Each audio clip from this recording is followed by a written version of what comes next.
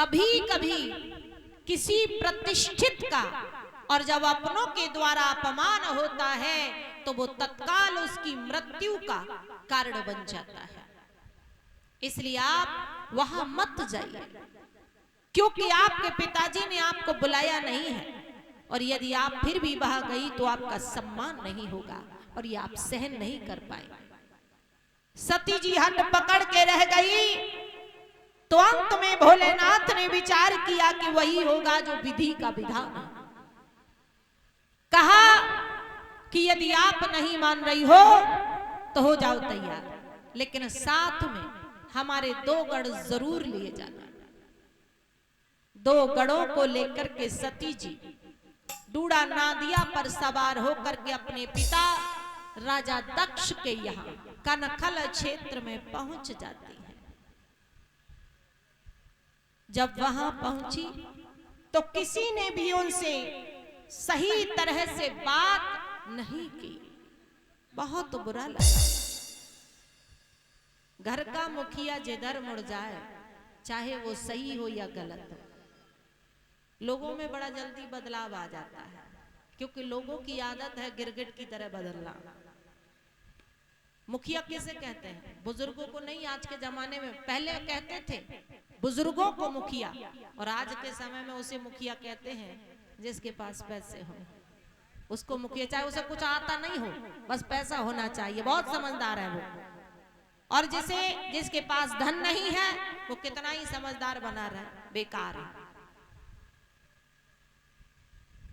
तो जिधर घर का मुखिया मुड़ जाए सारे लोग जबरदस्ती उसकी में हाँ करते रहते हैं। लेकिन सच सच होता है, झूठ झूठ ही होता है। कितना फर्क पड़ेगा सच बोलने में और झूठ बोलने में, ये समझ के ही काम करना चाहिए। कभी कभी लोग मुखिया के चक्कर में उसी के फेवर में बोलने लगते हैं झूठ ही झूठ, लेकिन ऐसा नहीं करना चाहिए। समय बदलते देर नहीं लगती है। एक पल लाख में हो तो दूसरा पल कब खाक में मिल जाए पता ही नहीं चलता। इसलिए हमेशा सच का साथ देना चाहिए। मुंह देखे का व्यवहार कम ही करना चाहिए। तो आज बहुत समझाया भोलेनाथ ने, मैया सती जी हट पकड़ के रह गए।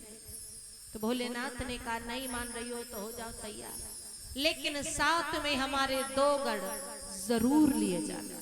2 गढ़ों को लेकर के सती जी अपने पिता राजा दक्ष के यहाँ कनखल क्षेत्र में पहुंच जाती है। किसी ने भी उनसे सही तरह से बात नहीं की। पिताजी तो बिल्कुल नहीं बोले और मां भी भय के कारण ज्यादा बोल न सकी। बहनों ने उनकी तरह तरह से हंसी उड़ाई। बहुत बुरा लगा। मन में विचार करने लगी कि ऐसे अच्छा होता कि हम यहाँ आते ही नहीं।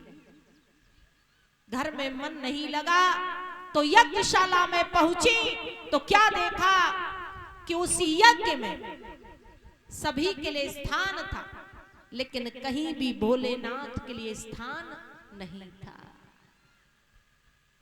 सती जी सब कुछ सहन कर सकती थी, परंतु वो भोलेनाथ जी का अपमान सहन न कर पाए और कहने लगी कि हे पिताजी, भोलेनाथ तो स्वयं ही कल्याण के प्रतीक है, और जिस यज्ञ में भोलेनाथ का स्थान नहीं उस यज्ञ से भला कल्याण कैसे हो सकता है।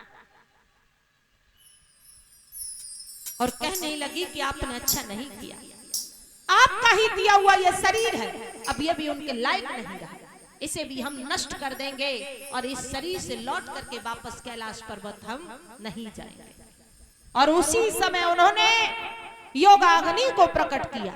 तो प्राण त्यागते समय उन्होंने विधाता से एक वरदान मांगा, और वो वरदान क्या था?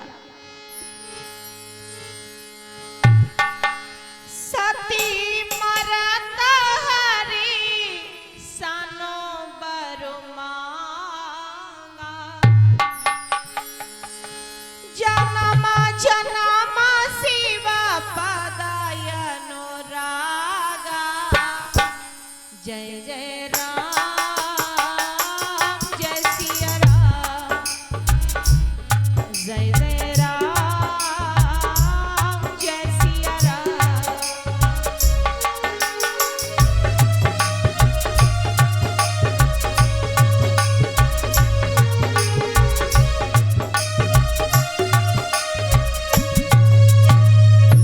प्राण त्यागते समय उन्होंने विधाता से ये वरदान मांगा कि जन्म जन्मांतर तक भोलेनाथ के चरणों में हमारा अनुराग प्रेम इसी तरह से बना रहे, और प्राणों का त्याग कर दिया। तो भोलेनाथ जी के जो दो गण साथ में आए थे, उन्होंने यज्ञ का विध्वंस करना प्रारंभ कर दिया। तो भृगु जी ने कृत्या नाम की राक्षसी को प्रकट कर दिया। उस राक्षसी ने दोनों गणों को मार के भगा दिया। वो भागते हुए भोलेनाथ जी के पास पहुंचे, सारा हाल कह सुनाया। तो क्रोध के आवेश में आकर के भोलेनाथ ने अपनी जटा में से एक बाल उखाड़ा और जमीन पर पटक दिया, जिससे कि वीरभद्र नाम का एक गण उत्पन्न हो गया। कहा तुम जाओ राजा दक्ष के यज्ञ का विध्वंस कर दो और उनका शीश काट करके यज्ञ कुंड में चढ़ा। वीरभद्र ने ऐसा ही किया और राजा दक्ष के यज्ञ का विध्वंस कर दिया और उनका शीश काट करके यज्ञ कुंड में चढ़ा दिया। अधूरे यज्ञ को देख करके सभी देवता घबरा गए। सभी ने भोलेनाथ जी से क्षमा याचना की। तो भोलेनाथ ने बकरे का शीश राजा दक्ष के लगाया। ये वही बकरा था जो भूदेव नाम का गंधर्व इंद्रदेव के सांप से बकरा बन गया था।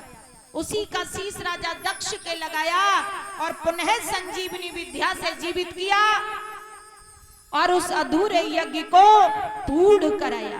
बोल गोविंद भगवान की जय। एक भगवान का भजन, उसके बाद आगे को कथा।